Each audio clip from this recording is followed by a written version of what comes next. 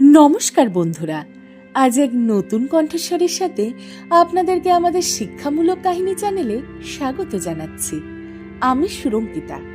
আজ থেকে আপনারা আমার কণ্ঠে গল্প শুনতে চলেছেন। আশা করছি আমার কণ্ঠে গল্প শুনতে আপনারা পছন্দ করবেন। চলুন শুরু করা যাক। আজকের আমাদের গল্পটি অত্যন্ত প্রেরণাদায়ক একটি কাহিনী। সন্ধে নামতে চলেছে। নিজের বাড়ির দরজা খুলে মীরা ঘরে ঢুকল। তার হাতে ছিল শপিং ব্যাগের স্তূপ, আর মুখে এমন এক উজ্জ্বল হাসি যেন সে গোটা দুনিয়া জয় করে এসেছে। ঘরের ভেতরে ড্রয়িং রুমে বসে থাকা তার স্বামী মনোজ তাকে দেখে ভ্রু কুঁচকে ফেলল। এসব কি মীরা, আজ আবার শপিং করতে গিয়েছিলে? মনোজ বিরক্ত স্বরে জিজ্ঞাসা করল। কিন্তু মীরা তখন নিজের আনন্দেই ডুবেছিল। সে ব্যাগগুলো টেবিলের ওপরে রেখে হাসি মুখে চনমনে গলায় বলল, আরে মনোজ, তুমি ভাবতেই পারবে না, আজ এমন দুর্দান্ত সেল ছিল যে কি বলবো। আমি তো জানতামই না। কাল কিটি পার্টিতে মিসেস দাস বলেছিলেন এত সুন্দর ড্রেস আর নামি ব্র্যান্ডের বিউটি প্রোডাক্ট এত কম দামে পেলাম যে নিজেকে আটকাতেই পারিনি। এই শাড়িটা দেখো, অর্ধেক দামে, আর এই প্রোডাক্টগুলো এমন অফার ছিল যে না নিয়ে থাকতেই পারিনি। মীরার কথা শুনে মনোজ কপাল চাপড়ালো। তারপরে রেগে গিয়ে বলল, তোমার এই ফালতু খরচ কবে বন্ধ হবে মীরা? আগেও বলেছি এসব বাজে জিনিসে টাকা নষ্ট করো না, কিন্তু তুমি তো শোনোই না। এখন তো এটাই তোমার অভ্যেস হয়ে গেছে। স্বামীর বকুনি শুনে মীরার উৎসাহ একটু কমে গেল। সে ধীরে বলল, কিন্তু মনোজ, আমার সব বান্ধবীরা পার্টিতে কত দামি কাপড় আর গয়না পরে আসে। সবাই শুধু তাদের দিকেই তাকিয়ে থাকে, তাদেরই প্রশংসা করে। আমারও তো সাজতে ভালো লাগে। ডায়মন্ড জুয়েলারি না হোক, অন্তত নিজের পছন্দের কাপড়টা তো কিনতে পারি, তাই না? তার কথা শুনে মনোজের রাগ আরো বেড়ে গেল। তাহলে এখন বান্ধবীদের থেকে তুমি আমাদের বাড়ির টাকা নষ্ট করবে? বাচ্চাদের পড়াশোনা, বাড়ির খরচ, এসব কে দেখবে? তুমি জানো হোস্টেলের ফি কত বেড়েছে? আর তোমার এই খরচ আমাদের নিঃস্ব করে দেবে। মীরাও রেগে গিয়ে বলল, তাহলে আমি কি নিজের জন্য কিছুই কিনতে পারবো না? এই সময় মীরার ফোন বেজে উঠল। সে ফোন তুলতেই ওপার থেকে তার বাবা শিবপ্রসাদ বাবুর কণ্ঠ শোনা গেল। হ্যালো মীরা মা। হ্যাঁ বাবা, কেমন আছো? শরীর ঠিক আছে তো? শরীর আর কোথায় ভালো থাকে মা, অনেকদিন ধরে ভাবছি ডাক্তারের কাছে যাব, কিন্তু একা যেতে সাহস হয় না। মীরার বুক কেঁপে উঠল। গত বছরই তার মা মারা গেছেন, আর তার কোনো ভাইও নেই যে বাবার দেখাশোনা করবে। বাবার ক্লান্ত গলা শুনে তার আনন্দ মুহূর্তেই মিলিয়ে গেল। বাবা, তুমি চিন্তা করো না, কাকার ছেলে অমিতকে বলো না, সে তোমাকে ডাক্তারের কাছে নিয়ে যাবে। ও তো কাছেই থাকে, আমি এখনই ওকে ফোন করি। শিবপ্রসাদ বাবু হালকা কাশির মাঝে বললেন, ডাক্তার মা, কিন্তু অমিত তো বউ বাচ্চা নিয়ে বাইরে ঘুরতে গেছে, এখন বুঝতে পারছি না কি করব। এ কথা শুনে মীরার মন ভারী হয়ে গেল। সে বাবাকে সান্ত্বনা দিয়ে বলল, চিন্তা করো না বাবা, আমি কিছু একটা ব্যবস্থা করছি, তুমি একটু বিশ্রাম নাও। ফোন রাখতেই মীরার মুখ গম্ভীর হয়ে গেল। সে মনোজের দিকে তাকিয়ে বলল, শোনো, বাবার শরীরটা ভালো নেই, ওখানে কেউ নেই তাকে ডাক্তারের কাছে নিয়ে যাওয়ার। আমার মনে হয় ওনাকে এখানে নিয়ে আসা উচিত। মনোজ কিছুক্ষণ চুপ রইল, তারপরে বলল, মীরা, এখন আবার নতুন খরচ? এই সময় আবহাওয়াও খারাপ, শহরের দূষণও অনেক বেশি। উনি এখানে এলে হয়তো আবার অসুস্থ হয়ে পড়বেন। গ্রামের খোলা পরিবেশেই উনি ভালো থাকবেন, অযথা কেন ওনাকে কষ্ট দেবে? মীরা চুপ করে গেল, কিন্তু তার মনের অস্থিরতা বাড়তেই থাকলো। 2 দিন কেটে গেল। মীরা যখনই বাবার খবর নিত, তার গলা আরো দুর্বল শোনাতো। 3য় দিন সকালে ফোন করলে বাবা বললেন, মা, তেমন উন্নতি নেই, যদি তোমরা আসতে ভালো হতো। এ কথা শুনে মীরার চোখ ভিজে উঠল। সে মনোজকে বলল, আমাদের যাওয়া উচিত। কিন্তু মনোজ বিরক্ত হয়ে বলল, এখন আমার পক্ষে যাওয়া সম্ভব না, অফিসে অনেক কাজ, ওনাকে বলো গ্রামের ডাক্তার দেখা। মীরা চুপ করে রান্নাঘরে চলে গেল। এরপরে দরজার কড়া নাড়ার শব্দ। দরজা খুলতেই দেখলো ভাড়াটিয়া নিশা দাঁড়িয়ে আছে, হাতে লাড্ডুর প্লেট। বৌদি, আজ বেসনের লাড্ডু বানিয়েছি, আপনার জন্য এনেছি। মীরা হালকা হাসল, কিন্তু মুখে চিন্তার ছাপ স্পষ্ট। নিশা বুঝে ফেলল। কি হয়েছে বৌদি? মীরা বলল, বাবার শরীর খুব খারাপ। ঠিক তখনই নিশার স্বামী প্রকাশ এলো। সব শুনে সে বলল, এতে চিন্তার কি আছে? নিশা, তুমি বৌদির সাথে যাও, আমি গাড়িতে পৌঁছে দিচ্ছি। মীরা অবাক হয়ে বলল, না না, এত কষ্ট করবেন না। প্রকাশ এসে বলল, কষ্ট কিসের? আমরা তো এক পরিবারেরই মতো। আমরা একে অপরের পাশে না দাঁড়ালে কে দাঁড়াবে? নিশাও বলল, হ্যাঁ, আপনি চলুন। মীরার মন হালকা হয়ে গেল। সে তাদের সাথেই রওনা দিল।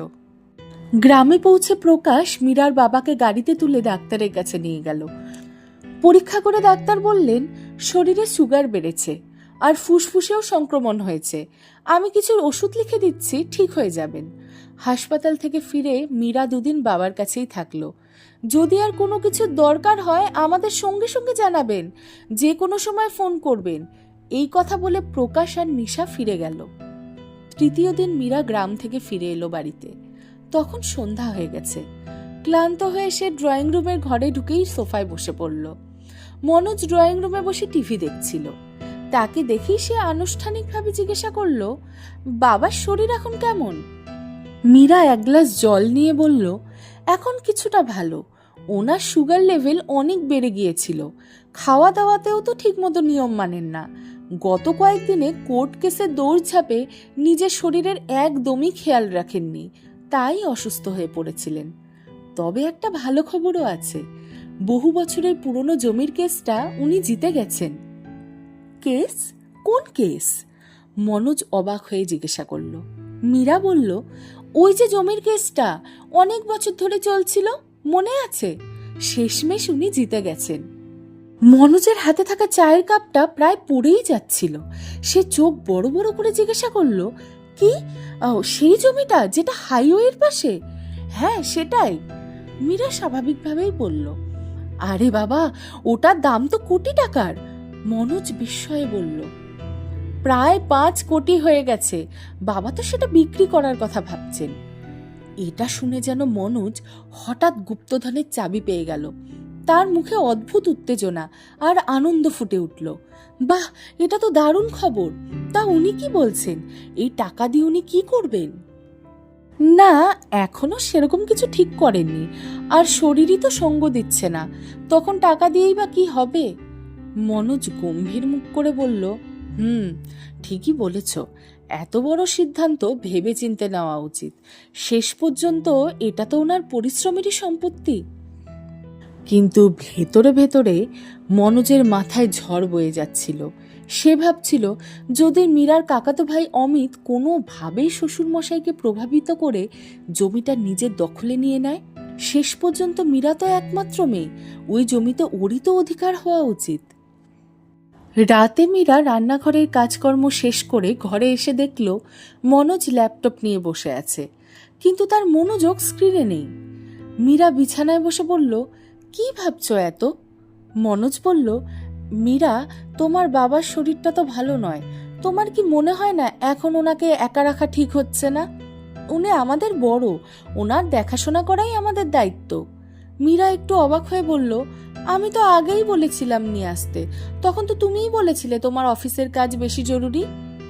আরে, তখন তো জানতাম না যে ওনার অবস্থা এত খারাপ। এখন ভাবছি ওনাকে এখানে নিয়ে আসাই উচিত। আমাদের সঙ্গে থাকলে ভালোভাবে আমরা দেখাশোনা করতে পারবো। মীরা একটু দ্বিধায় পড়ে বলল, কিন্তু তুমি তো বলেছিলে গ্রামের পরিবেশই ওনার জন্য ভালো। শহরের দূষণে শরীর আরো খারাপ হতে পারে। আর তুমিও না, আজকাল কে কাকে সময় দেয়? ওনার যদি কিছু হয়ে যায় তখন দায়িত্ব কে নেবে? আমরা কেন অন্যের উপরে নির্ভর করব? আমি বলছি ওনাকে এখানেই নিয়ে আসি। মীরা একটু ভেবে বলল, হ্যাঁ, কথাটা ঠিকই বলেছ। সামনে থাকলে ভালোভাবে দেখাশোনা করা যাবে। তাহলে ঠিক আছে, কাল ফোন করে বলে দাও এই রবিবার আমরা ওনাকে নিতে আসব। পরের দিন সকালে ঘুম থেকে উঠে মীরা দেখল মনোজ আগে থেকেই তৈরি হয়ে বসে আছে। আজ এত সকাল সকাল তৈরি? অফিসে তাড়াতাড়ি যেতে হবে। না, অফিস যাচ্ছি না, ছুটি নিয়েছি। ছুটি? কেন? আজই আমরা গ্রামে যাচ্ছি, তোমার বাবাকে নিয়ে আসব। কিন্তু আমরা তো রবিবার যাব ভেবেছিলাম। যত তাড়াতাড়ি হয় তত ভালো। আর শোনো, তোমার চাচাতো ভাই অমিত খুব চালাক। সে তোমার বাবাকে ভুলিয়ে জমিটা নিজের দখলে করে নিতে পারে। আমরা যদি ওনাকে এখানে নিয়ে আসি তাহলে এক ঢিলে দুই পাখি মারা যাবে। মীরা কিছুক্ষণ ভেবে বলল, হ্যাঁ, অমিতকে বিশ্বাস করা যায় না। তারপরে সে বাবাকে ফোন করলো, বাবা, আমরা আজই তোমাকে নিতে আসছি। বাবা বললেন, না মা, এখন তো আমি ভালো আছি, এখানে থাকলেই হবে। ঠিক তখনই মনোজ ফোন নিয়ে বলল, বাবা, এখন কোনো কথা নয়, আপনার স্বাস্থ্য আমাদের কাছে সবচেয়ে গুরুত্বপূর্ণ, আমরা আজই আসছি।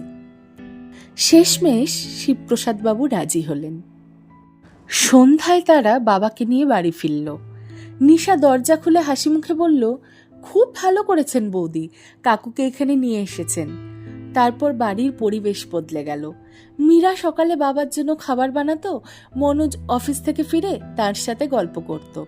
শিবপ্রসাদ বাবুও খুব খুশি ছিলেন। একদিন সন্ধ্যায় চা খেতে খেতে মনোজ বলল, বাবা, আপনি আসার পর বাড়িতে যেন নতুন প্রাণ এসেছে। তবে একটা কথা মাঝে মাঝে ভাবায়।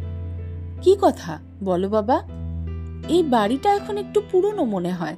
বাচ্চাদের বন্ধুরা এলে ওরা লজ্জা পায়। যদি একটা আধুনিক বাড়ি হতো, ভালো লোকেশনে। শিবপ্রসাদ বাবু বললেন, হ্যাঁ, আজকাল সব কিছুরই খরচ বেড়েছে। মনোজ বলল, নতুন বাড়ি কিনতে গেলে অনেক টাকা লাগবে।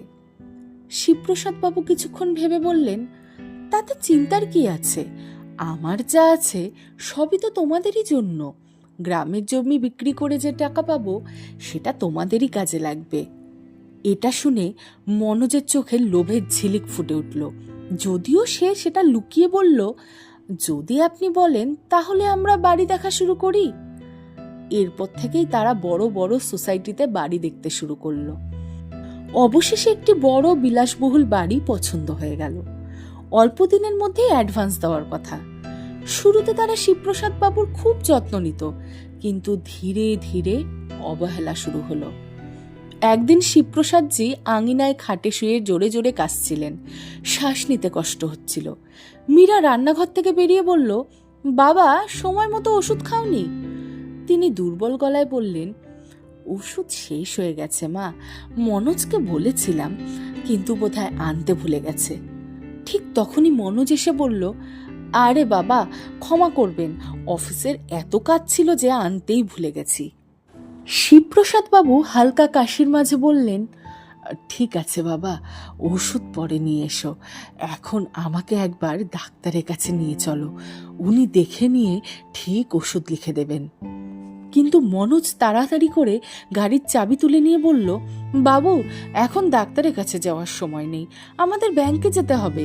নতুন বাড়ির ডিল ফাইনাল করতে যে অ্যাডভান্স দিতে হবে, তার জন্য এফডি ভাঙতে হবে।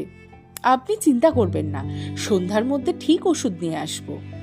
শিবপ্রসাদ বাবু ক্লান্ত গলায় বললেন, বাবা, আমার শরীর খুব খারাপ লাগছে, শ্বাস নিতে কষ্ট হচ্ছে।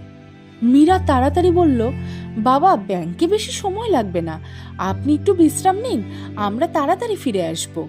মনোজ গাড়ি স্টার্ট করলো এবং মীরাকে নিয়ে ব্যাংকের দিকে চলে গেল। শিবপ্রসাদজি একা খাটিয়ায় শুয়ে কাশতে লাগলেন। তার অবস্থা ক্রমেই খারাপ হচ্ছিল। তার কাশির শব্দ শুনে নিশা বাইরে বেরিয়ে এলো। সিঁড়ি দিয়ে নেমে এসে তার এই অবস্থা থেকে ভয় পেয়ে বলল, আঙ্কেল, আপনার তো খুব খারাপ লাগছে অবস্থা, দাদা বৌদি কোথায়? শিবপ্রসাদ বাবু কষ্ট করে বললেন, ব্যাংকে কোনো কাজ আছে। নিশা সঙ্গে সঙ্গে তার স্বামীকে ডাকলো, প্রকাশ, আঙ্কেলের অবস্থা ভালো নয়, ওনাকে ডাক্তারের কাছে নিয়ে যেতে হবে।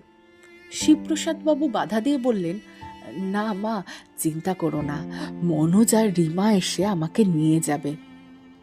নিশা বলল, এতক্ষণে যদি আরো খারাপ হয়ে যায়, আপনার ইনহেলার কোথায়?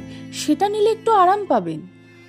ওটা তো শেষ হয়ে গেছে মা, মনোজকে বলেছিলাম, কিন্তু ও আনতে ভুলে গেছে। নিশা সঙ্গে সঙ্গে প্রকাশকে ফোন করলো। কিছুক্ষণের মধ্যে প্রকাশ ইনহেলার নিয়ে এসে হাজির হলো। ইনহেলার নেওয়ার পরে কিছুটা আরাম পেলেন শিবপ্রসাদ বাবু। প্রকাশ বলল, আঙ্কেল, ডাক্তারের কাছে যাওয়া খুব দরকার, শুধু ইনহেলার দিয়ে কিন্তু হবে না। শিবপ্রসাদ বাবু সংকোচে বললেন, বাবা, দরকার নেই, মনোজ মীরা এলে ওরাই নিয়ে যাবে। প্রকাশ হেসে বলল, আঙ্কেল, আপনি আমাদের পর ভাবছেন কেন? আমরা কি আপনার নিজের সন্তানের মতো নই? এই কথা বলে সে গাড়ি বের করে ডাক্তারের কাছে নিয়ে গেল তাকে। শিবপ্রসাদ বাবু নিশা আর প্রকাশকে অনেক আশীর্বাদ দিলেন। মেয়ের বাড়িতে থাকতেও শিবপ্রসাদ বাবুর দিনগুলো আগের মতোই কাটছিল। না ছিল সঠিক যত্ন, না ছিল কোনো সহায়তা। মনোজ আর মীরা নিজেদের দুনিয়া নিয়েই ব্যস্ত ছিল। শিবপ্রসাদ বাবু কোনো কাজের কথা বললেই মনোজ বলতো, বাবা এখন সময় নেই, কাল অফিস থেকে ফেরার পথে নিয়ে আসব। এই কথা এতবার শুনেছেন যে তিনি এখন আশা করাও ছেড়ে দিয়েছেন। মীরাও ধীরে ধীরে উদাসীন হয়ে পড়ছিল। কখনো কিটি পার্টি, কখনো শপিং, এই নিয়েই ব্যস্ত থাকতো। বাড়িতে থাকলেও ফোনে বান্ধবীদের সাথে মগ্ন থাকতো। একদিন সকাল 11টা বাজে। সাধারণত মনোজ বেরিয়ে যাওয়ার পর মীরা বাবাকে জল খাবার দিত, কিন্তু সেদিন এখনো দেয়নি। শিবপ্রসাদ বাবু খাটিয়ায় শুয়ে ডাকলেন, মীরা মা, জল খাবার দাও। কিন্তু মীরা ভেতরে ফোনে ব্যস্ত ছিল। তুই জানিস আমরা যে নতুন বাড়ি কিনেছি সেটা কত সুন্দর, এক এক জিনিস আমার পছন্দ মতো। কিটি পার্টির সব লেডিরা দেখে যা হিংসে করবে না। শিবপ্রসাদ বাবু আবার ডাকলেন, মা শুনছিস? কিন্তু তার আওয়াজ মীরার কথার ভিড়ে হারিয়ে গেল। নিশা কিন্তু সেই আওয়াজ শুনে বাইরে বেরিয়ে এলো। নমস্কার আঙ্কেল, সব ঠিক আছে তো? আপনি জল খাবার খেয়েছেন? না মা, মীরাকে বলছিলাম, হয়তো ব্যস্ত আছে। নিশা নিজের রান্নাঘর থেকে খাবার নিয়ে এসে তাকে দিল। এই নিন আঙ্কেল, এটা আগে খান। আপনার ওষুধ কোথায়? ডাইনিং টেবিলে আছে মা। নিশা ওষুধ এনে জল দিয়ে দিল। শিবপ্রসাদ বাবু আবেগে বললেন, মা তুমি সবসময় আমাকে সাহায্য করো, ঈশ্বর তোমাকে সুখে রাখুক। প্রকাশও মাঝে মধ্যে তার সাথে এসে বসতো, খোঁজ খবর নিত। এখন তো ওষুধ শেষ হয়ে গেলে শিবপ্রসাদ বাবু প্রকাশকেই ফোন করতেন, আর সে না করতে চাইলে জোর করে টাকাও হাতে গুঁজে দিতেন। দিন ধীরে ধীরে কেটে যাচ্ছিল।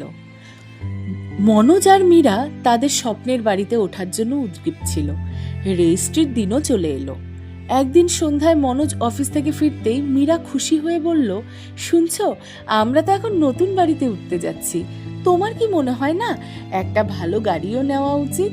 আর বাড়িতে ফার্নিচারও যেন খুব সুন্দর আর আরামদায়ক হয়, সবাই দেখতে আসবে, সবকিছু ভালো লাগা উচিত। মনোজ হাসতে হাসতে বলল, ঠিক বলেছ, তোমার বাবার যে 5 কোটি টাকা আসবে তার মধ্যে আমরা তো মাত্র 3 কোটি টাকার বাড়ি কিনছি, আর বাকি টাকা দিয়ে ভালো ফার্নিচার আর একটা বিলাসবহুল গাড়ি নেওয়া যাবে। মীরা খুশি হয়ে বলল, হ্যাঁ, এই বয়সে বাবা এত টাকা দিয়ে কি করবেন? ওনাকে তো শুধু বাড়িতে আরাম করতে দিলেই হবে, আমরা সব সামলে নেব। এদিকে কয়েকদিন ধরে শিবপ্রসাদজির মন অদ্ভুত অস্থির হয়েছিল, বুক ভারী লাগছিল, শ্বাস নিতেও কষ্ট হচ্ছিল। অবশেষে সেই দিন এলো, জমির রেজিস্ট্রির দিন। মনোজ বলল, বাবা তাড়াতাড়ি করুন, আজ রেজিস্ট্রি, প্রস্তুত হয়ে নিন। শিবপ্রসাদ বাবু ক্লান্ত গলায় বললেন, বাবা আমার শরীরটা ভালো লাগছে না, বুক ভার লাগছে, শ্বাস নিতে কষ্ট হচ্ছে, মনে হয় ডাক্তার দেখাতে হবে। এই কথা শুনে মনোজের মনে বিরক্তি এলো, কিন্তু সেটা চেপে রেখে বলল, বাবা আজ যাওয়া খুব জরুরি, না হলে রেজিস্ট্রির ডেট তারিখ সব পিছিয়ে যাবে, আর টাকা না পেলে আমরা বাড়ির রেজিস্ট্রি করব কিভাবে? মীরাও বলল, হ্যাঁ বাবা, আজ তো যেতেই হবে, গাড়িতে বসেই তো যাবে, কাজ শেষ হলেই ডাক্তারের কাছে নিয়ে যাব। শিবপ্রসাদ বাবু কষ্ট করে বললেন, মা শরীর ভালো থাকলে কি আর আমি না বলতাম, এখন তো উঠতেও পারছি না। তবুও মনোজ আর মীরা জোর করলো।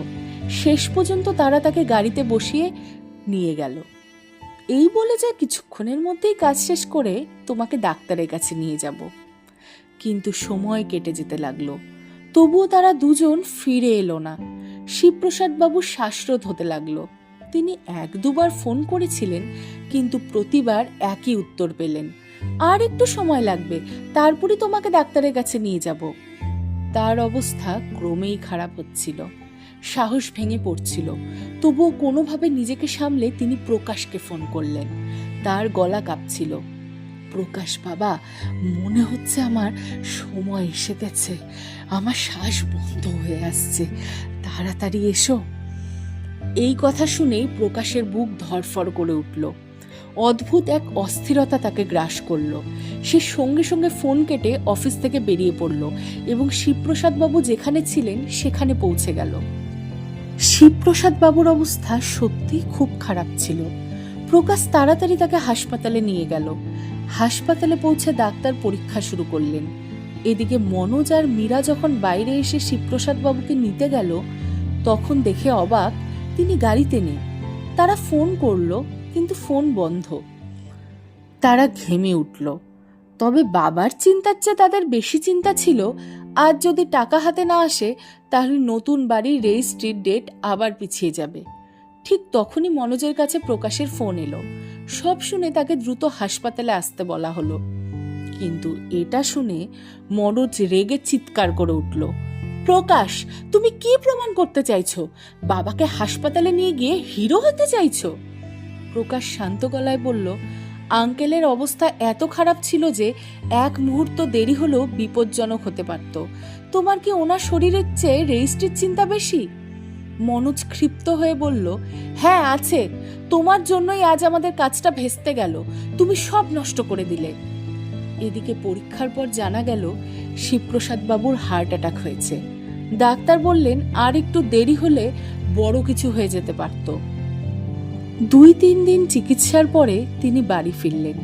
শরীর কিছুটা ভালো হলেও হাসপাতালে থাকাকালীন পুরোটা সময়ই প্রকাশই তার দেখাশোনা করেছে, কারণ মনোজ তো কোর্ট কাছারির কাজেই ব্যস্ত ছিল।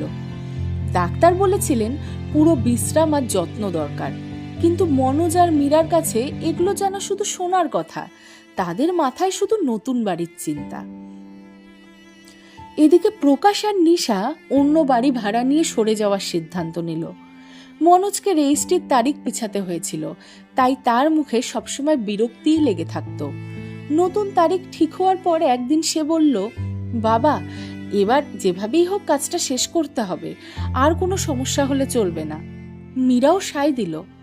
তাদের আচরণ দেখে শিবপ্রসাদ বাবু অবাক হয়ে গেলেন। অনেকক্ষণ চুপচাপ ভেবে অবশেষে তিনি একটি সিদ্ধান্ত নিলেন। কিছুদিন পর জমি রেজিস্ট্রি হয়ে গেল। তিনি বাড়ি ফিরে মনোজ আর মীরাকে ডেকে বললেন, বাবা, আমি ভেবেছি এই জমির টাকার মধ্যে 3 কোটি টাকা তোমাদের নতুন বাড়ির জন্য দেব, বাকিটা আমার কাছে থাকবে। এটা শুনেই মনোজ বলল, কিন্তু আমাদের তো ফার্নিচার, ইন্টেরিয়র আর একটা লাক্সারি গাড়িও দরকার।